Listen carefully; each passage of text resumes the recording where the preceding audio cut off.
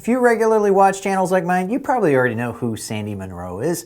His company buys brand new vehicles, and then he and his team take them apart literally piece by piece. They catalog every single piece right down to the individual nut and bolt, which allows them to come up with an estimate for how much it costs to make the vehicle. And I'm not just talking about the cost of the materials or the parts, but also the cost of assembling those things together into the complete vehicle. He then sells this information to other manufacturers so they can learn what their competitors are doing, and they pay for it because Sandy and his team really know what they're doing. All this experience improves his knowledge of manufacturing processes, leading him to his famous trashing of the Tesla Model 3 when they first pulled it apart in 2018 for being made up of too many individual parts welded together. That's in addition to the build quality issues he found, prompting him to say, these are flaws that we would see on a Kia in the 90s or something. I can't imagine how they released this. It's just a surprise,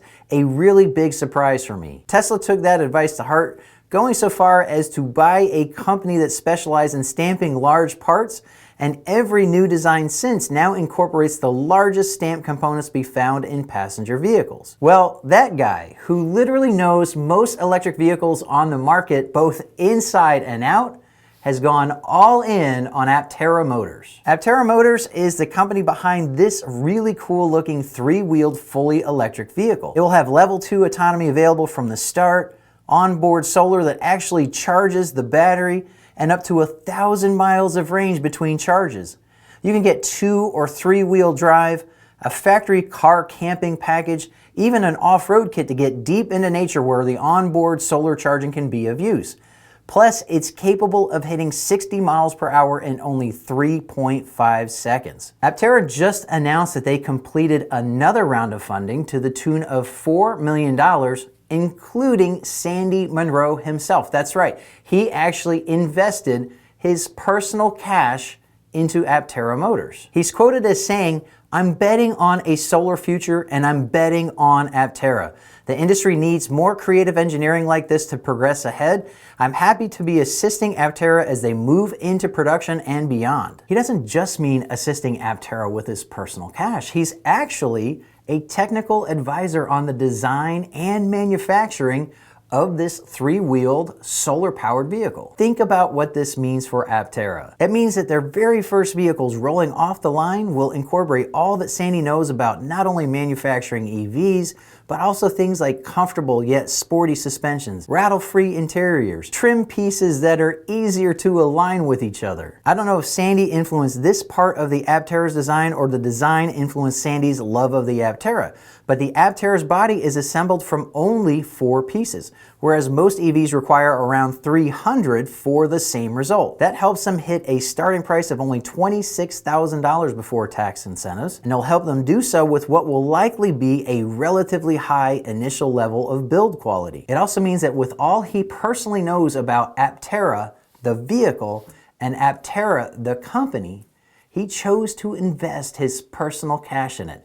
That is huge. I became a fan of the Aptera from the first moment I saw it was being released as a fully electric vehicle. I love the way it looks. I think it reminds me of the Centauri Valkyrie plane, which isn't entirely accidental as Aptera means wingless flight. I love the price. It costs less than a Polaris slingshot, even though it's quicker and will probably corner better too because of its low slung batteries. I love the fact that you can add enough solar panels to its surface to generate up to 43 miles of range every day. That's not a feature that I'd probably get a lot of use of given how easy it is for me to charge at home, but for apartment dwellers that can park outside, it could truly be an electric vehicle that they never need to plug in. I reserved one immediately because I knew that if things didn't turn out the way I had hoped, I could get my fully refundable $100 reservation fee back. It's no big deal. However, with this announcement of Sandy's investment, meaning that Sandy Munro is banking on its success, my concerns have fallen through the floor. They already have 7,000 reservations,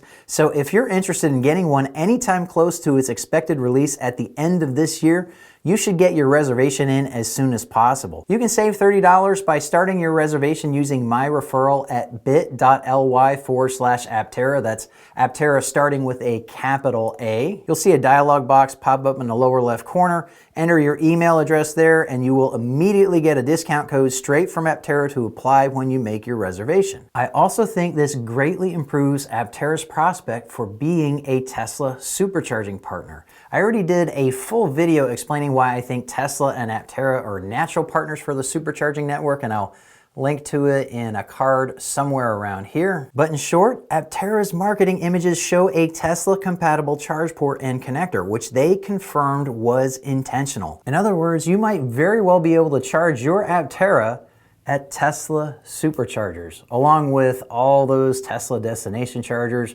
and pretty much every public level 2 charging station using an adapter like this that would certainly come for free with the vehicle. By the way, the Aptera is so efficient that you can add 13 miles of range for every hour that you charge from a standard 120 volt outlet. That's about half the rate that I get from most public level 2 chargers using this for my Tesla Model 3. If you're interested in reserving an Aptera of your very own, you can do so for only $70 using my referral link right here. Be sure to subscribe for more news on this really cool vehicle. I really appreciate you watching The Tech of Tech, and I hope to see you next time.